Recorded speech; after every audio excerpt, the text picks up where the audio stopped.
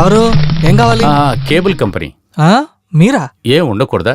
చాలా చోట్ల చెట్లు పడి తెగిపోయింది కదా. మేడం ఫోన్ చేసినందుకు వచ్చాను. అక్కర్లేకపోతే వెళ్ళిపోతా. లేదు లేదు లేదు లేదు, వెళ్ళు వెళ్ళు, లోపలికి వెళ్ళు, తొందరగా వెళ్ళు. నీళ్లు ఆక్సిజన్ లేకుండా కూడా మేడం బతికేస్తారు, టీవీ లేకుండా బతకలేరు.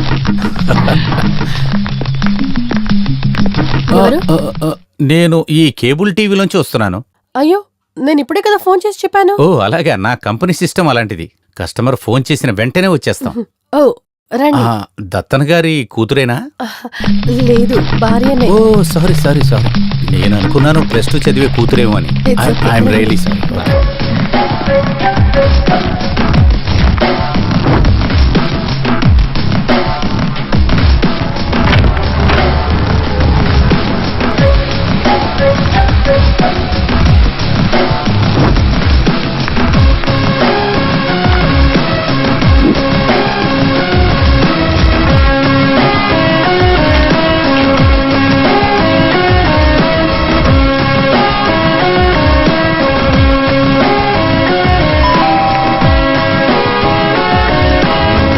మేడం, ఆ కేబుల్ సరైందో చూస్తారా? మీ వాళ్ళే వచ్చారు, సరి చేస్తున్నారు. మావాడా? అదేంటంటే కేబుల్లో కాదు, స్తంభం దగ్గరే ప్రాబ్లం, అది చెప్దామనే వచ్చాను.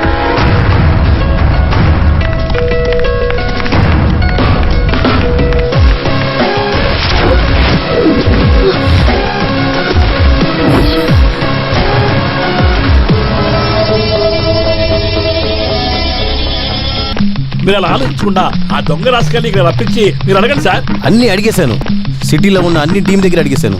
వాళ్ళని పెంచే నా ఇంటికి వస్తారు వాళ్ళు. కావాలని ఎవరైనా ఇది ఎవరిలో తెలియకుండా లోపలికి వచ్చాడు. అవును, ఆ పెన్ డ్రైవ్ లో ల్యాప్టాప్ లో ఏమున్నాయి?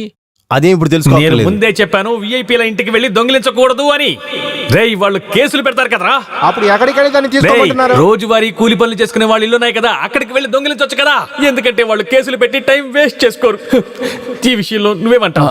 అది నా సజెషన్ ఏంటంటే, దత్తన్ సార్ అని చెప్పేది మనకు ఒక ప్రొటెక్షనే కదా. విని తెలుసుకోండి. చెప్పు. లేదు, ఆయన లేకపోతే మనం అందరం లోపలికి వెళ్ళిపోతాం. అందువలన ఆయన మీద ఉన్న కృతజ్ఞత ఎప్పుడు మనకు ఉండాలని చెప్తున్నాను. Correct correct.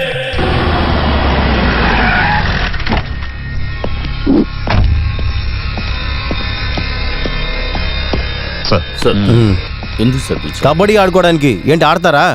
సారీ సార్, నేను డ్యూటీలోనే. మీరు చెప్పారంటే నేను ఊరికేలా డిపార్ట్మెంట్ లో వేరే వింగలా పనిపిస్తున్నారు, ఇంట్లో ఎలా భరిస్తున్నారా? నేను ఇంట్లో అందరికీ నేనంటే భయమే, నా కొడుకు కూడా. సార్, మా ఇంట్లో దొంగతనం జరిగింది, డబ్బులు పోయినా కూడా పర్వాలా, ముఖ్యమైన డాక్యుమెంట్స్ కనపడలేదు. కంప్లైంట్ రాసేవండి సార్. రేయ్, అది కంప్లైంట్ ఇచ్చేందుకు లీగల్ అయిన విషయం కాదు, అది మోసమా సార్? ఇలాంటి కంప్లైంట్ ఇవ్వలేని పరిస్థితిలో ఉన్నాడయ్యా. ఇప్పుడు నీకు అది తెలిస్తే చాలు, ఆ దొంగలని త్వరగా పట్టుకోవాలి. ఈ విషయం మాత్రం మీడియా వాళ్ళకి అసలు తెలియకూడదు. నా చుట్టాల ఇంట్లో కూడా దొంగతనం ట్రై చేశారు.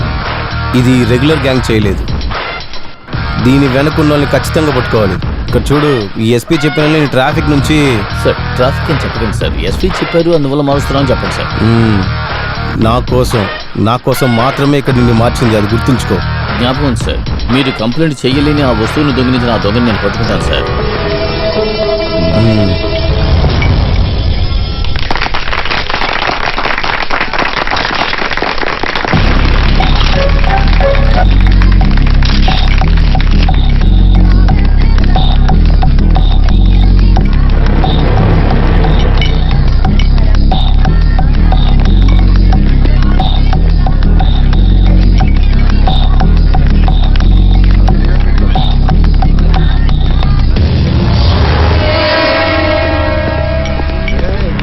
సార్, మీరు ఇక్కడికి సిఐగా రావడం మాకు చాలా సంతోషంగా ఉంది. మీకు టైం దొరికితే ఒక్కసారి ఇంటికి వచ్చి వెళ్ళండి.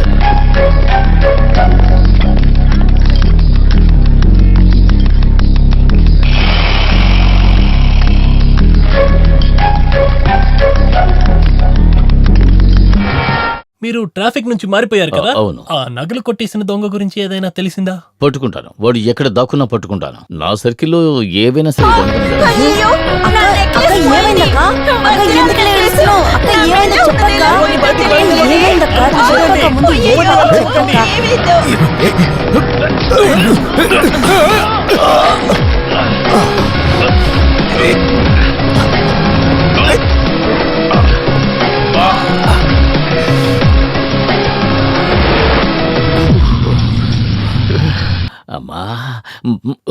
బాగా విసర్వే.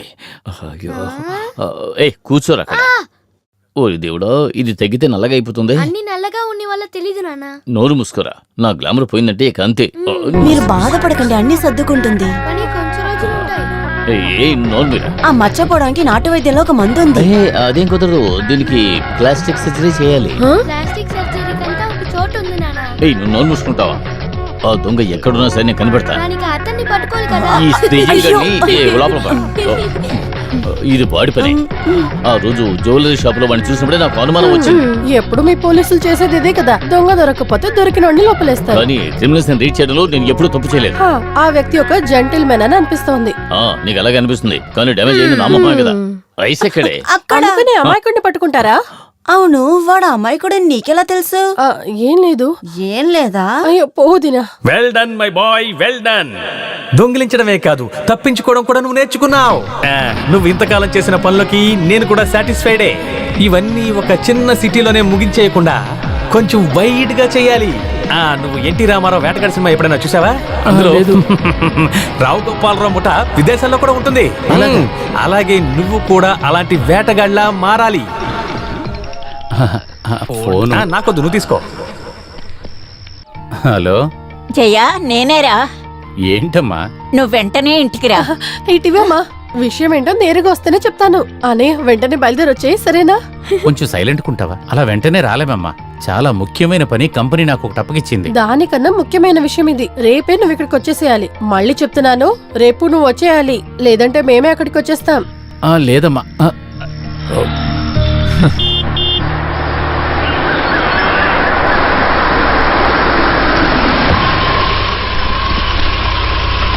అమ్మా, అమ్మాయి, ఏంటమ్మా? మీ అన్నయ్య వచ్చినట్టున్నాడు. అమ్మా, సస్పెన్స్ లీక్ అవ్వకూడదు. అపాయింట్మెంట్ ఆడ చదివినప్పుడే తనకు తెలియాలి తనకి ఎస్సీ సెలక్షన్ దొరికిందని. సంతోషంతో అన్నయ్య గంతేయాలి. అమ్మా వస్తున్నాన్రా. అమ్మా, ఏమైందమ్మా? నాకేం కాలేదు. అదివ్వవే. ఏమైందమ్మా? Congratulations sir. విషయం ఏంటో చెప్పు. చదివి చూడండి. ఈ ఒక పేపర్ చదవడానికి కోసం ఎంత దూరం రమ్మన్నారు? నేను అక్కడ ఎంత బిజీగా ఉన్నానో తెలుసా మీకు? ఏం రాసుంది? నేను పోలీసు అవుతాను. అన్నయ్య, ఒరే నాయనా, ఏమైందిరా నీకు? ఏం నీళ్ళు అందుకో బాబు. ఏమైంది నీకు? ఏమైందిరా? అన్నయ్య, సంతోషంతో గెంతేస్తావనుకున్నాను, ఇలా పడిపోతావనుకోలేదు. ఏమైందిరా నీకు? ఎస్ఐ అయిన తర్వాత దొంగని పట్టుకోవాలని భయపడినట్టున్నాడు. దొంగలని చితగా బాధాలి. అయ్యో అయ్యో అయ్యో, ఇది సరిరాదు, ఇది సరిగ్గా రాదు. ఈ పోలీస్ పని అనేది చాలా రిస్క్ తో కూడిన పని. ఇప్పుడు ఉండే దొంగలకి కత్తులు, కర్రలు కాదు, తుపాకీలతో, బాంబులతో ఉంటున్నారు. ఎంతమంది పోలీసు వాళ్ళు డైలీ కాల్చినందుకు చనిపోతున్నారు. అది మాత్రమే కాదు, ఈ పోలీసు వాళ్ళు ఒక నెల సంపాదించే జీతం ఈ దొంగలు ఒక రోజులో సంపాదిస్తారు. అది మాత్రమే కాకుండా నేను పనిచేసే చోట ఏం వసూలు తెలుసా? లేదు లేదు లేదు, జీతం జీతం. ఇలా చూడన్నయ్య, పోలీస్, ఎస్ఐ ఇవన్నీ పవర్ఫుల్ అయిన పోస్టింగ్ కదా. అసలు ఎవరికి అదంతా ఈజీగా దొరకదు కదా. తెలిస్తే అక్కడి నుంచి అందరి దగ్గర మర్యాద దొరుకుతుంది. అంతేకాకుండా ఎస్ఐ ఫ్యామిలీ మెంబర్స్ కి మంచి రెస్పెక్ట్ కాదు, రెస్ట్ దొరుకుతుంది. పెళ్లి కూతురు అన్నయ్య ఎస్ఐ కాబోతున్నాడని పెళ్లి వాళ్ళందరికీ తెలిసిపోయింది. అయ్యో, ఎస్ఐ అవుతున్నానంటే నాకు తలంతా తిరిగిపోతుందే. తల తిరగడాలని టోపీ పెట్టుకుంటే ఆగుతుంది. ఏదైతేనే మీ నాన్నగారి కోరిక నెరవేరింది. ఇప్పుడు నా పరిస్థితి ఏంటో నాన్నకు బాగా తెలుసు. ట్రాఫిక్ అయితే లంచం బాగా దొరుకుతుంది. పెళ్లికి 5,000 మందే కాదు 10,000 మంది వేసుకోలేదు. అప్పుడే అధికారం చెలాయిస్తున్నాడు. జయ, లడ్డు తీసుకో. నువ్వు ఎస్ఐ అయిన సంతోషంలో మార్కెట్ లో అందరికీ లడ్డూలు ఇచ్చాను. పటాకిలు పేలుస్తా. బావా లడ్డు. ఇక్కడ చూడు నాన్న, నేనింత కష్టపడుతుంటే నీకు చాలా సంతోషంగా ఉంది కదా.